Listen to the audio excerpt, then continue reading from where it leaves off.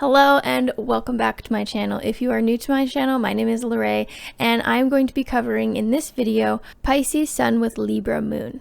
Now I'm going to start off the video by talking about what a typical Pisces Sun is like, and then I'm going to get into talking about the moon placement. So if there's some things about the sun sign that don't quite resonate or seem to quite match you personally or the person that you know with this pairing, then hang on till you hear the moon sign, and then it will probably tie together quite nicely and make a lot of sense. Now before I get started, I want to let you know about a draw that I host every month. Basically, people who subscribe to my channel will be entered to win a free astrology birth chart reading.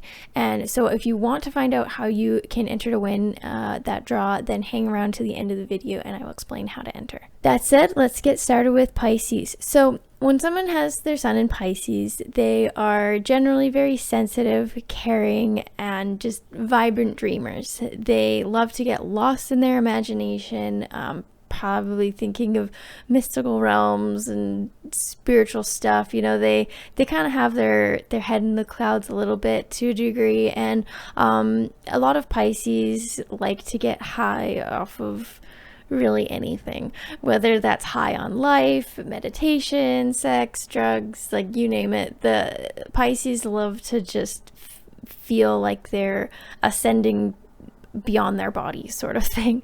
Now because they have their head in the clouds a little bit, Pisces aren't the most observant people in the world, and that's why they kind of have the reputation or the stereotype of being kind of gullible or not really knowing what's going on. You know, humor goes over their head, and that's one of the reasons. The other reason is that Pisces just assume the best in people, and they take things very literally, and they always assume that whoever is talking to them or approaching them has good intentions and is being honest. They just always assume that people are being honest with them, and so that's why stuff like sarcasm will kind of go over their head and they'll not really get it. So that's kind of where the naive stereotype comes into play with Pisces.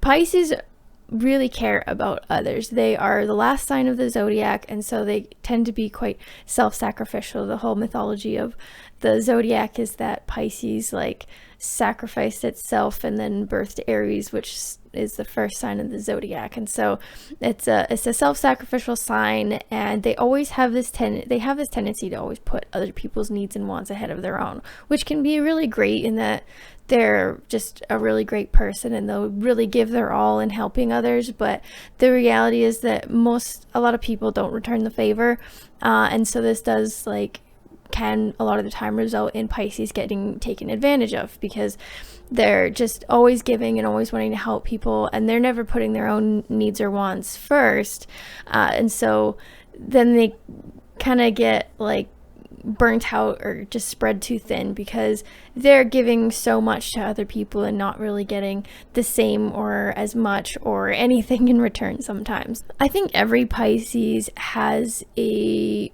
rude awakening or a sobering moment in life where they realize that not everyone is as generous or self-sacrificial or just selfless as them or willing to help other people.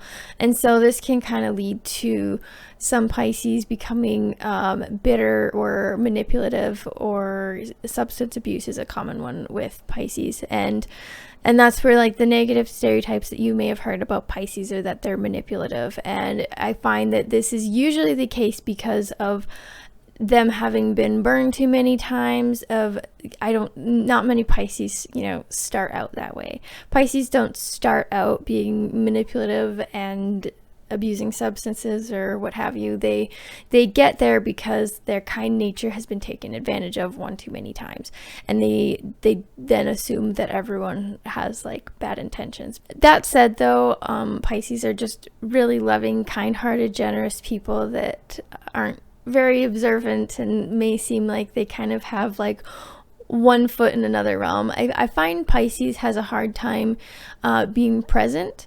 They are always their mind is always kind of off, not where they currently are. They can be doing one thing and then thinking about this, then they can be doing that other thing and thinking about the other one. So they sometimes have a hard time, I think, being present in what they're in real life. You're having 2 feet planted firmly on earth. Pisces thinks that the world will just be a much better place if everyone just got along, right? They want everyone to get along, and they hate conflict. And so they're kind of like, the sign of Pisces is a fish, and so as soon as there's conflict, they're kind of like a slimy little fish. You can't catch them. And they have a tendency to see life and people, if they haven't been burned too many times, if they're like a healthy Pisces, they tend to kind of have a very rosy-eyed view of things, and kind of expect the best in people. Like I said, they're expecting people to have good intentions. They're expecting people to be completely honest with them, and that's not always the case. And Pisces will also be the kind of person that will, have people that just take advantage of them and are not very good people, but they keep thinking that, no, like I see that they're actually a good person underneath the surface, or like I know they have good in them.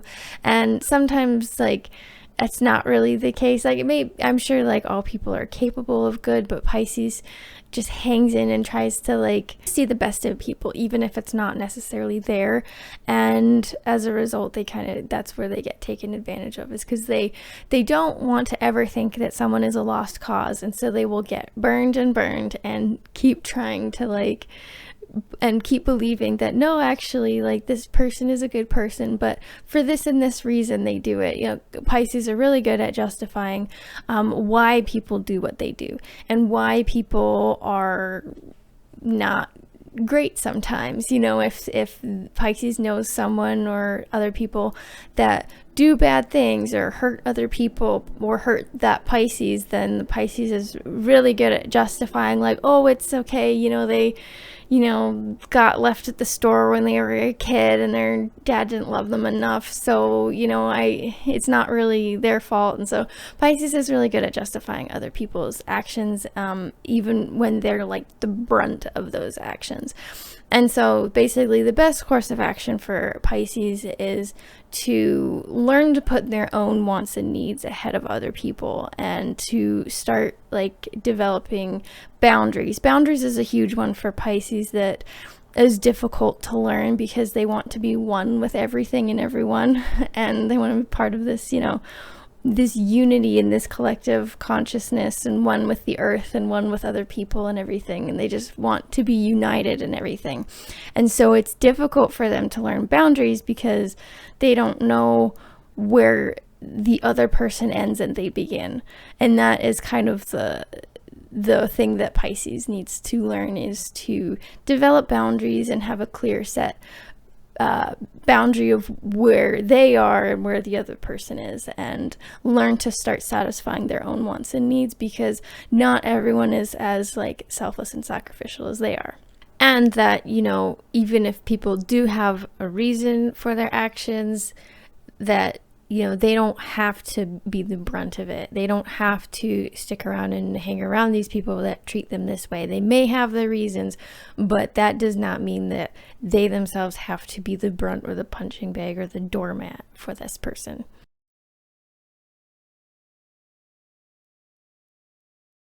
So I'm going to get to the moon placement, but first I wanted to let you know about a free training that I have officially released. I'm really excited about it. So if you are wanting to learn even more about yourself and how you can use astrology to better understand yourself and discover your purpose, then I think you're going to really love the free training that I made. It's basically detailing all about how you can use astrology to better your life and discover your purpose and live a fulfilling life that is unique to you based off of astrology. And if you watch the training, then you can book a call to learn even more about it and how it can help you further. And there's also a bunch of bonus resources that you can get access to completely for free.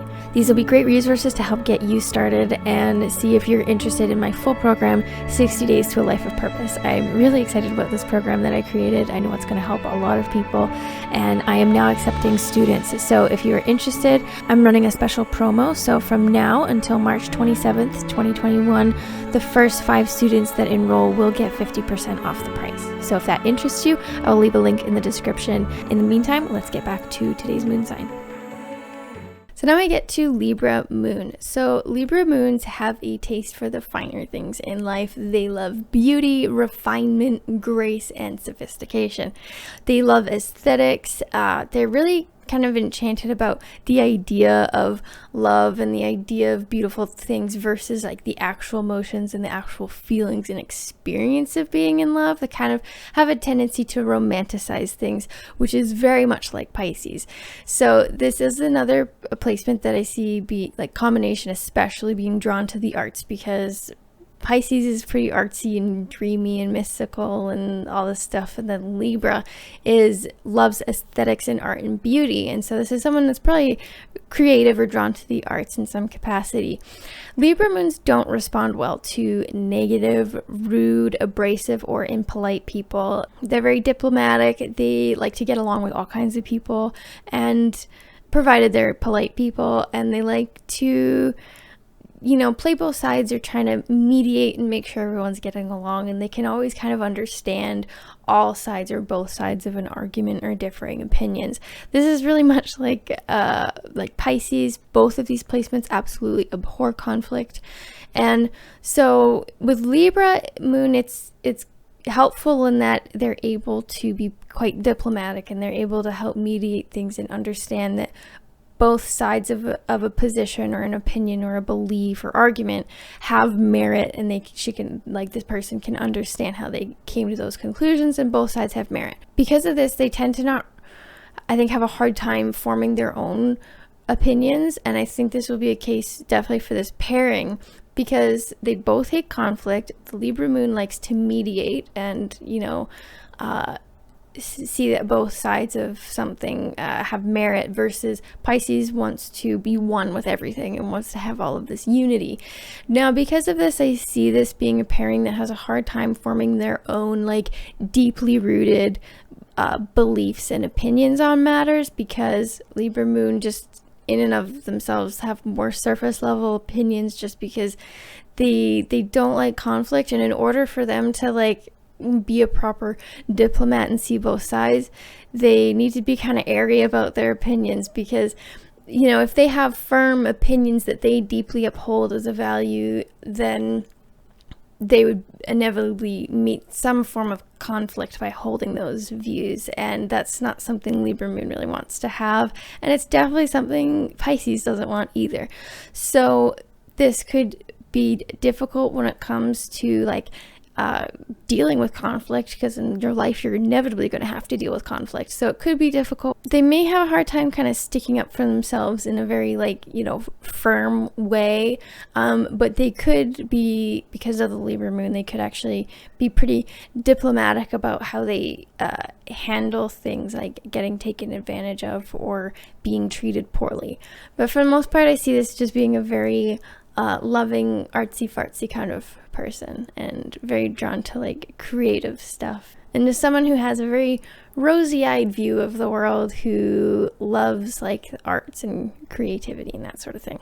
So that is all I have planned for today's video. As promised, if you want to know how to enter into a draw and potentially win a free birth chart reading from myself for this month, all you have to do is subscribe to my channel and then comment below letting me know that you have done so, and then give me some sort of topic or some astrology thing that you would like to learn.